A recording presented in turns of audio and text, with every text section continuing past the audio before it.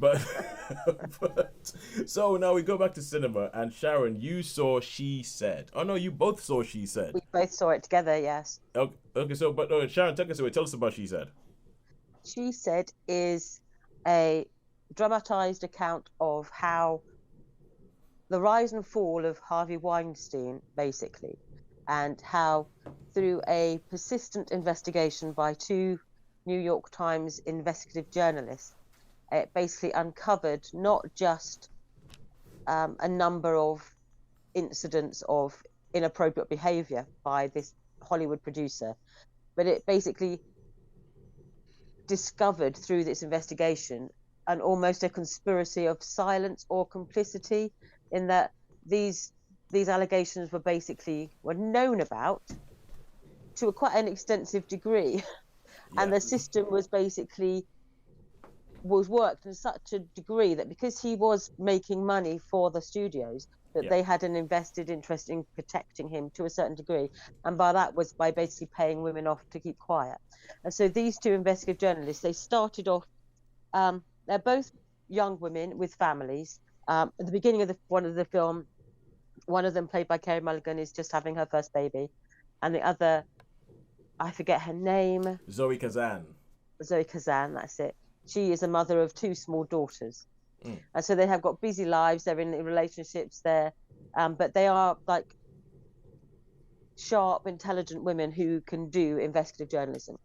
And so it starts off, they're investigating just basically any form of like sexual harassment because they're investigating the allegations against Donald Trump before he was a president, how some women had come forward saying that this is how he treated me, and how it made no difference to how he became president, the fact that he had a history of mm, inappropriate behavior. yeah. They were investigating other powerful men, and they started to hear this name coming up all the time, Harvey Weinstein. So they started to investigate um, what was going on. And so the film basically charts this sort of painstaking investigation in tracking down women who had made allegations but had been their silence had been bought and paid for, and how they were trying to write a story, but no one wanted to have their name on record. Mm, Everyone was saying, okay, I'm going to tell you what happened to me, but one, I'm bound by this agreement that I signed, so I have got this legal obligation that I cannot discuss this, so you can't use my name, but I can tell you in the broadest terms what happened. And then people who said, yes, I'm not bound by any document, but I don't want to have my name in public. I've got a life, I've got family, I know what will happen, what the consequences of doing this are. So it investigates basically the painstaking efforts they took to compile all these accounts. And the more they investigated, the more a pattern emerged that wasn't just sort of current or old Hollywood, like in the 90s, about Rose McGowan and Ashley Judd. yeah. It was about this is happening right up till today. This is 20 years of abuse or this inappropriate behavior that was physical abuse. It was taking advantage of young women. It was sort of coercive. It was violent. There were a number of people who had made allegations of rape uh, and other sort of just behaviour that was completely unacceptable in a professional sort of relationship. Yeah. And so it was painstaking investigation, but so it was very worthy, I think is a word that comes to mind. But the only thing about when you have worthy and painstaking investigations is they don't always make great drama, especially when we know what happens at the end. So I felt that, yeah, they did investigate these women's stories well. They each had their own voice. They were played by these actors of credibility, were like you have like got her name, Samantha Morton, Oh you yeah. had Jennifer Ely, you had Look, Ashley Judd playing herself. yeah. You have this sort of this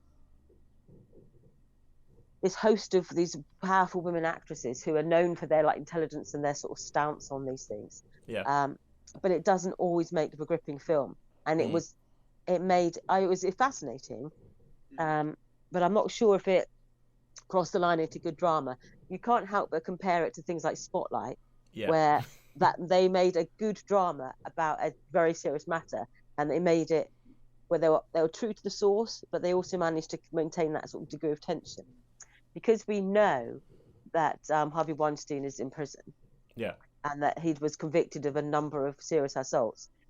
and we know about the Me Too movement, that all these women did stand up and say, but it was this sort of painstaking stage before they could get that one woman to say, you can name me as a source to add credibility, and then waiting for other names to say, well, actually, yes, you can name me and I will be a witness to this.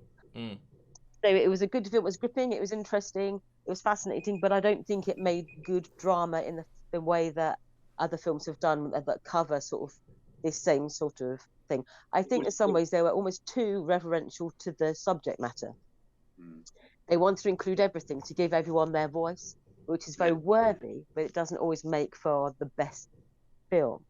So I thought, I applaud them for wanting to say this, a Hollywood film made about Hollywood that isn't glamorizing it, which isn't saying it, which is saying for every Singing in the Rain, you do have a She Said, because, you know, these studio systems are designed to protect themselves. Yeah. And as long as Hollywood has existed, young women have been exploited.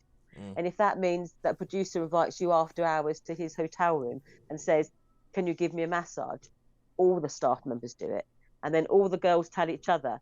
If he asks you to go into his hotel room, sit in the armchair, because it's harder for him to get alongside you. Because if you sit on the settee or if you sit on the sofa, he can sit next to you. So if all the women who work there know that, then that means basically everyone in that studio system knew that. Yeah. So it's things that women tell each other, because I was thinking about my own experiences at work, and there was things that you tell others that I used to tell people when they first started work.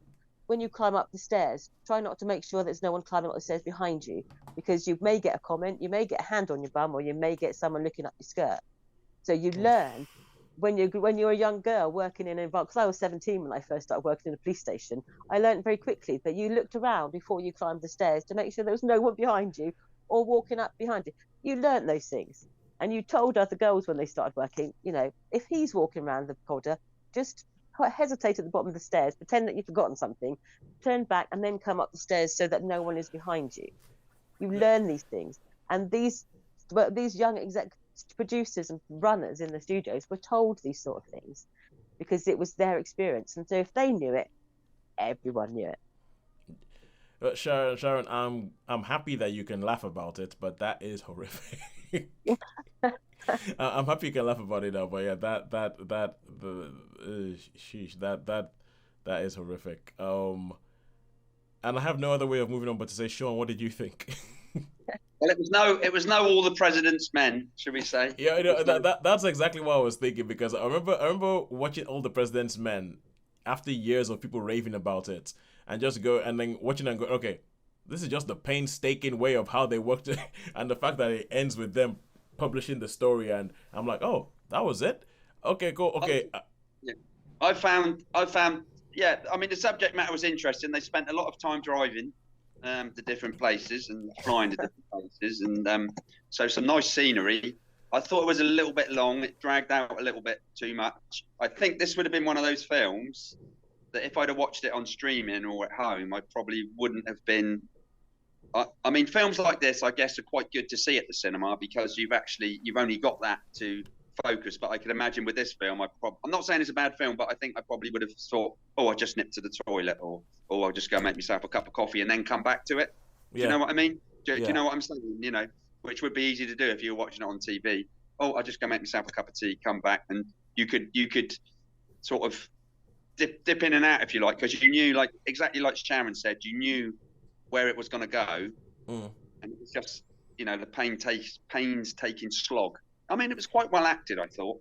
Yeah, it was well done. I think they were almost too passionate about the subject matter that they didn't have that maybe that editorial eye where they're thinking, you know what, we need to make this scene sharper. Because you see a lot about the legal wranglings, how the lawyers come in and they try to play it off, or they try to downplay it, and it's like, yeah, there are ways of doing that without basically almost hearing the conversation live time. It's like you needed to have someone who was maybe not as passionately involved to say, you know what, you need to make this scene a bit tighter. You need to maybe cut out maybe all of the flights to and fro, all the driving to and fro, cut those down a bit. And when you have these interviews with the women, maybe, you know, they did a few flashback scenes, and it's like, again, we understand why you're doing this. You're showing us that these women who were affected by these things when they were 21 they're still bearing the scars of this when they're in their 40s or in their 50s. That something that happens to you at the beginning of your sort of independence, something traumatic happens then, that will affect the rest of your life potentially. Yeah. Because you, as one character said, it made her doubt herself, because she found herself in this situation that she had no means of dealing with. She did not know how to cope with that situation. So, as sort of what many women do, it's like, just get through it and then you can leave without fighting or without making too much of a fuss. It's like, just get through it, just do whatever they want or do whatever they say, and then just get on with it. But because they did that to survive, they don't know how this situation is going to develop. Yeah. They were then made to feel, did I do something wrong? Why would it happen to me? Did I do something that made him think he could do that to me? Yeah. And Yeah. that did affect their lives. So you can see how they were passionate about telling these women's stories, but they needed to be a little bit tighter and a bit sharper with it. Yeah. Okay. So two things. I would think this is the kind of film where, just because of the story that it's telling, I'm probably on the side of, let them do whatever they want. I might watch it once and never again, but let them do whatever they want. And this needs to be told. But I really, really want to have almost like a triple bill of All the President's Men, Spotlight, and this, and see And the Times, and I really liked. Is it the Times, the one with The Meryl Post. Streep? the Post. The Post. Oh yeah, the Post. Yeah. Yeah. I did quite like that actually. To be fair. Yeah. And I just want to, and to see, okay, what works and what doesn't.